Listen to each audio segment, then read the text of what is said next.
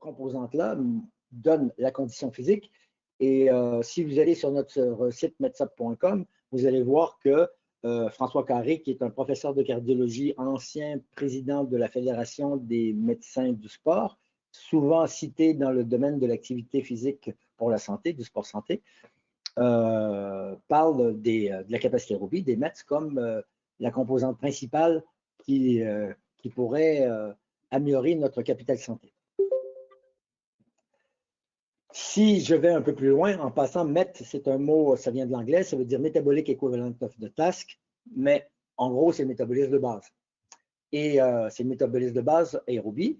Et la capacité aérobie, c'est notre principal moteur. C'est ce qui nous permet de, vivre au repos, parce qu'on a besoin absolument d'oxygène pour, entre autres, le cerveau au repos. Mais c'est aussi, c'est le principal moteur lorsqu'on veut se déplacer. Pour rappel, la capacité aérobie peut s'évaluer en mètres. Un mètre, ce que c'est le métabolisme de base et ça correspond en moyenne à 1 à 3,5 millilitres d'oxygène par minute par kilo. Un mètre est la consommation d'oxygène au repos. La capacité maximale aérobie, VO2 max, varie de 1. Si quelqu'un a un coma, sans doute qu'il n'y a aucune possibilité d'élever son métabolisme. Et c'est sans doute qu'il est à 1 et 27 mètres. Certaines personnes sont capables d'augmenter 27 fois leur métabolisme de base. Et en général, c'est les grands spécialistes des sports aérobie et d'endurance. En athlétisme, le demi-fond et le fond, le ski de fond, le biathlon. Moi, j'habite pas loin de Grenoble, l'ancien grand champion Martin Fourcade, qui vient de prendre sa retraite, avait sans doute 25 ou 26 mètres de VO2 max. Et ça, c'est les meilleurs. Une bonne capacité aérobie nécessite de bons systèmes pulmonaires, respiration, cardiaque, le cœur, vasculaire pour amener le sang du cœur vers les muscles et musculaire. Parce que dans les faits, ce n'est pas seulement cardiaque l'aspect aérobie, c'est aussi pulmonaire, cardiaque, vasculaire et musculaire. Parce que c'est au niveau du muscle, entre autres, que l'on consomme l'oxygène qui est amené par le cœur.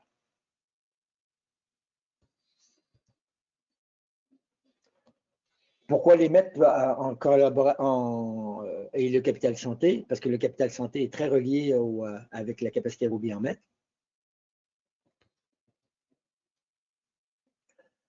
Par exemple, monter au quotidien. Si vous montez sans courir, mais sans faire un pas, arrêter, mais de façon normale et relativement vive, mais sans courir, ça coûte environ 8 mètres. Okay? Parce qu'on peut aussi voir un effort sous-maximal. Par exemple, lorsque vous marchez à 4 km/h, c'est environ 4 mètres. Lorsque vous montez des escaliers, ça coûte environ 8. Si votre capacité aérobie, votre capital santé est entre 3 et 5 mètres, c'est impossible de monter un étage d'escalier sans s'arrêter parce que vous êtes en gros à 4. Donc, ça demande 200%. 200%, c'est possible hein, parce qu'il y a les systèmes anaérobies qui rentrent en ligne de compte, mais c'est beaucoup. Donc, c'est impossible de monter un étage d'escalier ou presque impossible de monter un étage d'escalier sans s'arrêter. 6 à 8, c'est 6 à 8 mètres. Si votre capacité aérobie est de 6 à 8 mètres, c'est essoufflant de monter un étage d'escalier sans s'arrêter. Si vous avez de 9 à 12, c'est un effort normal. Si vous avez 13 et plus, c'est un effort facile pour monter les escaliers.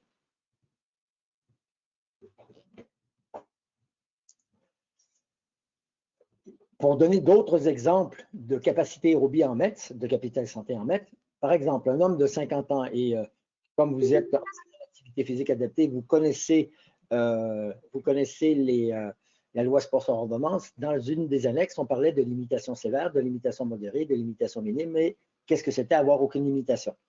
Il y avait ou une description subjective qui était donnée de ça, mais également avec une possibilité d'estimer la limitation en fonction du test de marche. Mais c'était assez complexe et pas tout à fait précis. Donc, avec François Carré, on a suggéré des choses. Là, on vous présente juste l'exemple pour un homme de 50 ans. Mais lorsque votre capacité aérobie, votre capital santé est de 1 à 3 mètres, vous avez une limitation sévère, de 4 à 6, une limitation modérée, de 7 à 8, une limitation minime, de 9 à 12, aucune limitation. Et si vous avez 13 et plus, ben, vous êtes plutôt sportif. Une autre chose aussi qui est intéressante, et vous voyez les références en bas, ça a été repris 3 fois, c'est sans doute que ce graphique-là, c'est très intéressant. vous avez en ordonnée le risque relatif de décès qui va de 1 à 5 dans ce cas-ci. Vous voyez qu'il y a quelqu'un qui a moins de 6 mètres, c'est un risque relatif de 5. Et vous voyez qu'à 13 mètres, un peu plus que 13 mètres, c'est à peu près 1. Donc, ça veut dire que la personne qui est à 13 mètres a 4 à 5 fois moins de risque d'avoir de décès que quelqu'un qui est à 6. Mais ce qui est très intéressant, c'est que vous voyez que lorsqu'on passe de 6 à 8, on diminue déjà beaucoup le risque de mortalité. Donc, avec François Carré, on s'était dit que le minimum, vaut mieux avoir plus, mais si on a 8 mètres de capacité aérobie, de capital santé, c'est déjà pas si mal.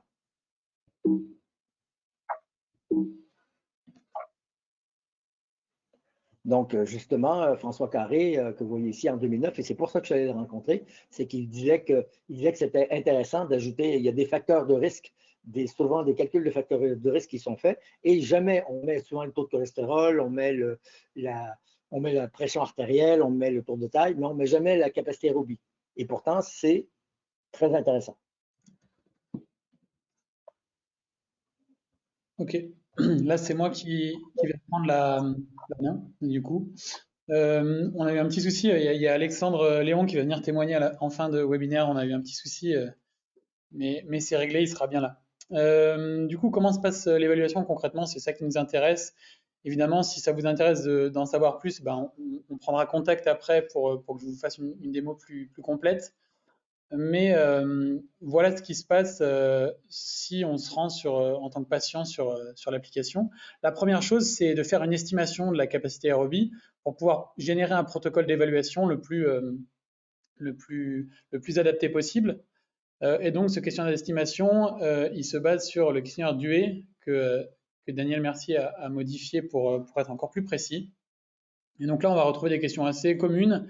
Donc là, votre emploi, votre occupation vous demande-t-il un effort physique? On va dire que pour cette personne-là, on va prendre un exemple d'une personne qui a 70 ans, qui a une occupation peu intense, qui ne fait pas d'activité physique, qui fume 16 cigarettes et plus par jour, qui a un surpoids de 5 à 10 kilos,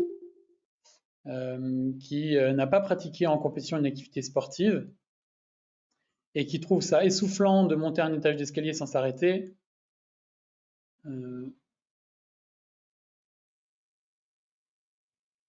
va obtenir une capacité aérobie d'environ 6,3 mètres. Et du coup, on peut permettre de voir en VO2 max à quoi ça correspond. Donc, on part de là, et du coup, c'est à partir de là qu'on va savoir exactement à quelle hauteur le test va nécessiter quelle hauteur de step. Je vous ai dit que c'était sur un simple step.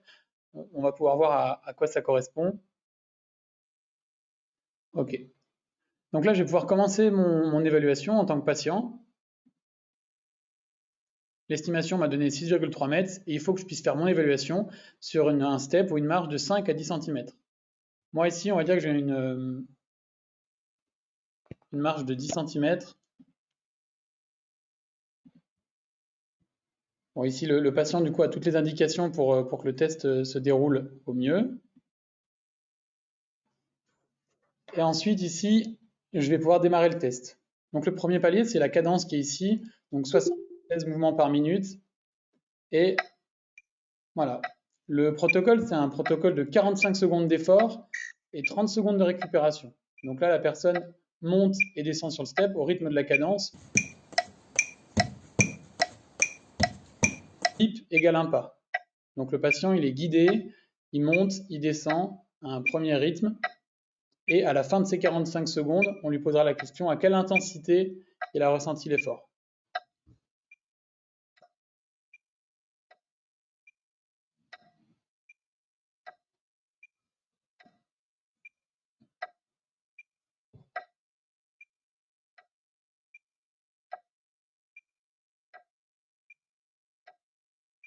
Ok, à ce moment-là, voilà, on va lui demander quelle est la perception de son effort. Donc là, on va dire que c'était assez facile pour lui. On ne va pas faire durer trop longtemps le test, mais on fera simplement 3 paliers, on va l'arrêter un petit peu plus tôt. C'est simplement un exemple. Donc là, il y a 30 secondes de récupération et on l'a vu, du coup, le palier supérieur et le palier suivant, le numéro 2, est un petit peu supérieur et ça dépend de sa réponse. C'est-à-dire que plus il va trouver ça facile, plus l'augmentation va être importante. Et inversement, plus plus il trouvera ça difficile, moins le palier suivant sera élevé.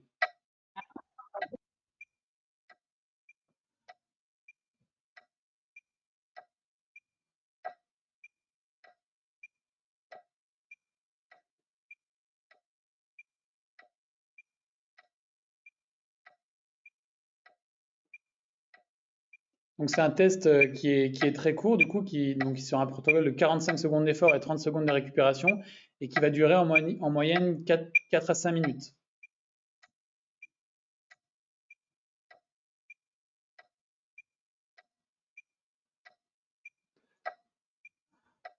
Ok. Pour ce deuxième palier, il a trouvé ça moyen. Et du coup, le troisième palier, on l'arrêtera à celui-là parce qu'on va pas faire les 5 paliers en entier. Du coup, ce qui est intéressant avec ce test par rapport à des tests que moi j'utilisais avant, comme le test de marche, c'est que du coup, la personne, elle suit une cadence et que le rythme est imposé. Donc du coup, ça va permettre de supprimer quelques biais psychologiques ou de motivation.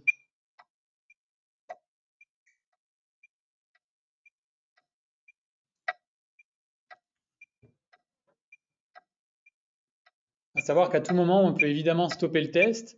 Là, le patient peut le faire en autonomie depuis chez lui, s'il accède à son compte, mais vous pouvez très bien, dans votre accompagnement, faire la première séance d'évaluation, puis quelques séances d'accompagnement pour plus de sécurité et plus d'adaptation. Oui, Lucie, le premier palier, il est en fonction du questionnaire rempli par le patient. C'est le protocole complet qui est réalisé par rapport au questionnaire d'estimation. C'est pour ça que le test, du coup, permet d'être si court. Alors là, du coup, on va dire que c'était difficile.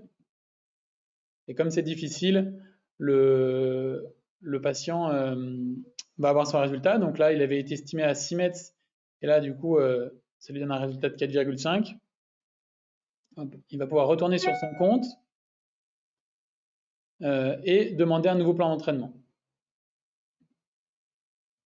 Ok, voilà, donc de chaque durée, donc 15 minutes, il peut choisir la durée, le nombre d'entraînements par semaine et la durée, 4 semaines, 8 semaines ou 12 semaines. À savoir que du coup, il va avoir un bilan spécifique, ça va être ça. Alors là, c'était noté 4,5, là c'est 4,2 pour l'exemple. Ça va lui permettre d'avoir ce type de bilan avec son estimation, enfin, son évaluation, où est-ce qu'il se situe sur l'échelle, dans les différentes limitations, le minimum requis à son âge et le capital santé optimal à son âge.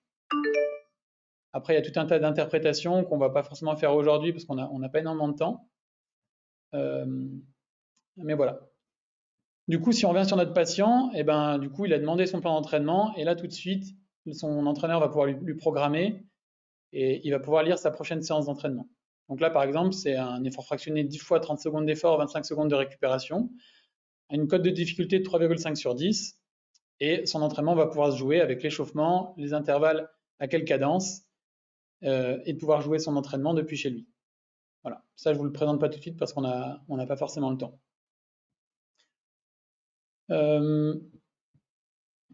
Voilà pour le déroulement de l'évaluation. Rapidement en chiffres, avant que je laisse la parole à Alexandre. Aujourd'hui, MedSup, c'est comme ça à domicile, c'est assez récent, on s'est même pas encore sorti, on va dire, mais ce protocole, il était déjà utilisé en présentiel. C'est le cas du coup d'Alexandre qui l'utilise comme ça, et moi j'utilise aussi comme ça. Il y a environ 15 000 personnes qui ont été évaluées. En général, c'est des séances qui durent 15 minutes, qu'on propose 2 à 3 fois par semaine. Et on a constaté une augmentation moyenne du capital santé de 2 mètres en 12 semaines. Donc c'est quelque chose qui marche vraiment bien parce que l'évaluation est précise et parce qu'on a des prescriptions d'intensité qui sont exactes. Alexandre, si tu es là, je vais te donner la main. Alors, je ne maîtrise pas parfaitement l'outil. Bonjour à toutes et à tous, vous m'entendez? Parfait, c'est bon, Alex.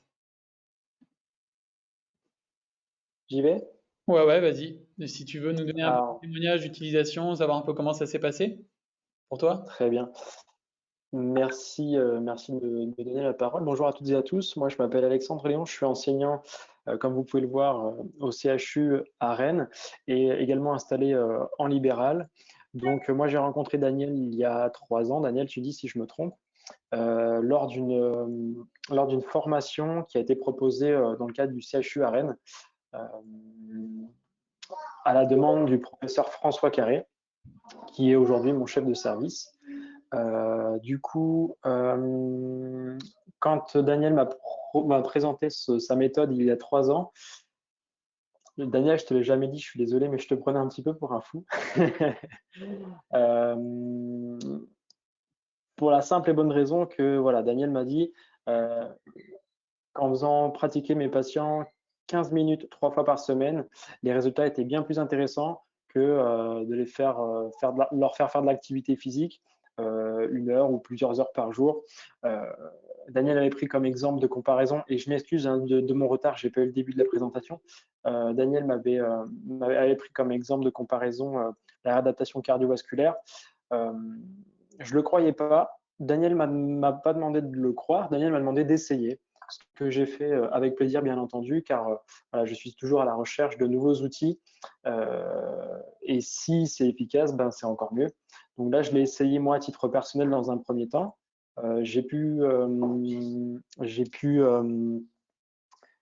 Excusez-moi, je suis désolé, je suis chez moi. J'ai pu constater déjà à titre personnel que voilà, j'avais quand même pas mal de bénéfices à faire cette activité. Après une déchirure musculaire de l'ischio-jambier, je l'ai utilisé en réathlétisation après avoir eu le feu vert aussi de mes médecins, et j'ai progressé très rapidement. Étant donné que Daniel était venu nous former aussi à l'hôpital et à la demande du professeur Carré, je me suis dit que voilà, cette technique, je pouvais pas passer à côté. Ce qui fait que depuis maintenant 1 an, en médecine du sport au CHU, on utilise Activity Lab ou MedSub, pardon, auprès de mes patients atteints de maladies chroniques. Alors, j'ai des patients atteints d'obésité, j'ai des patients qui ont des problèmes comment on appelle ça, de la NASH, pardon, excusez-moi, donc plus connu sous le terme du foie gras.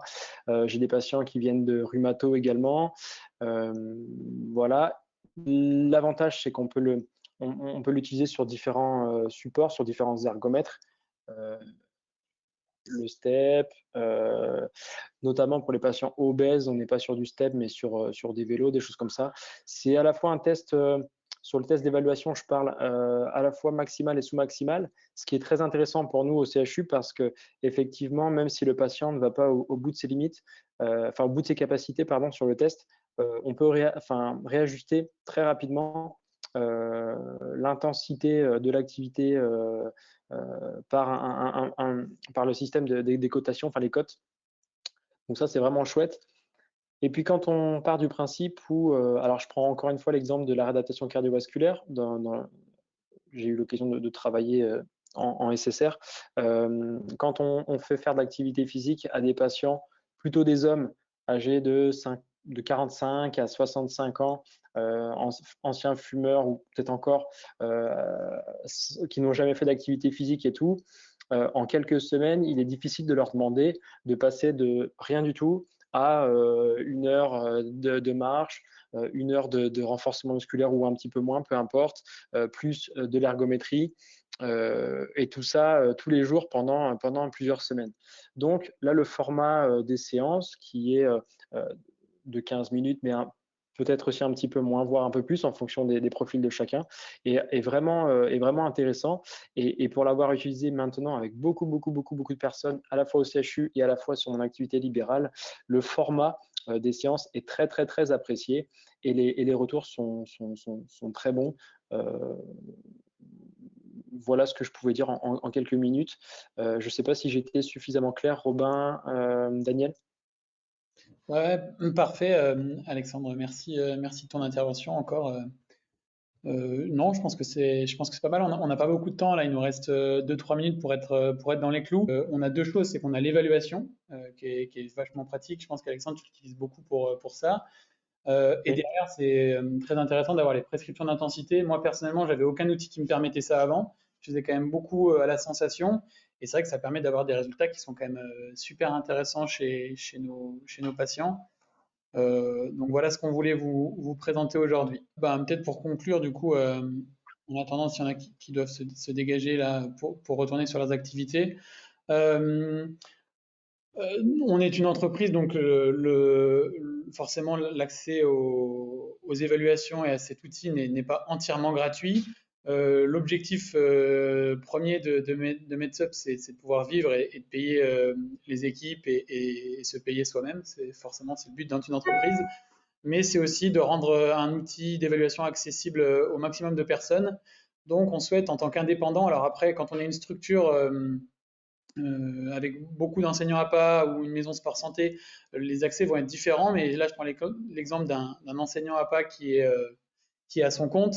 L'idée, c'est d'avoir un accès freemium, c'est-à-dire gratuit au début, avec 5 évaluations par mois pour tester et 3 plans d'entraînement pour accompagner, pour voir comment ça se passe. L'idée, c'est ça, avec potentiellement des tutoriels pour vous expliquer vraiment tout le déroulé et tout l'intérêt du fonctionnement de MedSup. Et au-delà, on sera au maximum à 1 euro l'évaluation. Voilà. Et pour les plans, on y a réfléchi. Je ne vous donne pas tous les détails là, mais voilà, le but c'est que ce soit accessible à tous. Et l'idée aussi, ce que j'ai noté en dessous, c'est les futures fonctionnalités, de les construire avec vous et d'avoir un outil qui soit fait pour l'éducateur sportif, pour évaluer. Et donc, si vous avez des besoins particuliers, des remarques particulières, n'hésitez pas à nous les faire par mail. Et ça allait être un petit peu ma conclusion, c'est si vous êtes intéressé vraiment aujourd'hui d'aller un peu plus loin et que je vous fasse une démonstration, qu'on en discute un petit peu plus, parce qu'une demi-heure c'est court pour présenter la puissance un peu de l'outil. Soit vous m'envoyez un mail à robin.maume@activitylab.com. Et là, j'ai créé juste avant le webinaire un groupe Facebook, MedSup pour Pro, pour que vous puissiez avoir toutes les infos en même temps et qu'on puisse plus facilement communiquer avec vous. Je pense que le mail, c'est bien, mais si on peut être plus efficace dans nos échanges sur Facebook, ça peut être une idée. Voilà, c'est une proposition. Donc le groupe existe déjà, si vous voulez aller l'ajouter, vous aurez toutes les infos aussi là-dessus.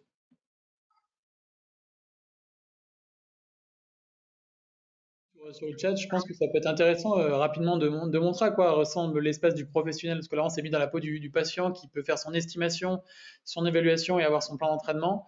Je vais vous partager mon écran rapidement pour ceux qui sont encore là. C'est le bilan de tout à l'heure. Alors bon, là j'ai un certain nombre de mes patients, mais là du coup c'est l'exemple sur la formation qu'on est en train de passer. Ça ressemble à ça. C'est-à-dire qu'on a nos contacts et à chaque fois, je vais pouvoir retrouver mon évaluation à l'intérieur. Alors, je ne vais pas rentrer parce que du coup, c'est perso, mais on a l'évaluation et le bilan à chaque fois de chacun et la possibilité de programmer des évaluations sur chacun de mes patients et leur proposer des programmes d'entraînement adaptés et différents. Voilà, on voit 12 semaines, 8 semaines, 4 semaines, avec différentes intensités. Et du coup, ça permet effectivement de suivre un bon nombre de patients en même temps. Et je pense que c'est un bon complément. Alors ça peut être utilisé vraiment avec un accompagnement uniquement MedSup. Hein. On peut faire uniquement ça et ça marche bien. On le fait déjà chez nous. Mais ça peut aussi être en complément d'une activité physique adaptée qui est sur place et pour compléter le programme, en fait. Sinon, on vous invite, on va envoyer ceux qui se sont inscrits, ont laissé leur courriel, donc on va vous envoyer le PowerPoint et également la possibilité de venir s'inscrire dans le groupe Facebook, entre autres, que Robin a proposé. En passant, c'est très bien que Robin soit avec nous parce que tous ces machins-là de réseaux sociaux, c'est pas ma tasse de thé. Donc, il s'y connaît 100 fois plus que moi. Une fois, 2 fois, OK. Donc, sur ce, ça me fait bien plaisir de pouvoir échanger avec vous, puis j'espère qu'on va se revoir bientôt. Merci beaucoup.